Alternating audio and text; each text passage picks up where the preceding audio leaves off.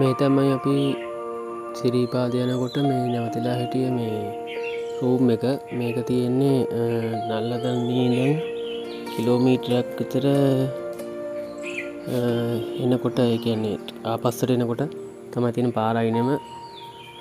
අවුලන්නේ අපි තැන් කීපයකින් මේ වගේ තැන් කීපයකින්ම ගණන් අහලා බැලුවා. අම්මෝ හෙන ගණන් කියන්නේ රුපියල් 4000යි 4500යි ඒ වගේ. අපට එක සැරයක් සෙට් වුණා 2500යි. ඒක එතන හරි නෑ, එච්චර වොෂ්රූම් මනම් ඒක නිකන් හරි නෑ. තව තැනක් සෙට් වුණා, ඒක තමයි මෙතන. මේක 3500 කිව්වේ. අවුලක් නෑ. හොට් වෝටර් ඔක්කොම තිබ්බ. කාමරේ හොඳයි, අංග සම්පූර්ණයි. 3 දිනකට නිදාගන්න පුළුවන් මේ බෙඩ් එකක් තිබ්බා. උදේ පාන්දර නැගිටලා බලනකොට ජනේලෙන් සිරීපාදේ පේනවා මෙන්න මේ වගේ. අවුලක් නෑ. මේ බජට් එකට ගැලපෙනවා. මේ හොඳයි තැන.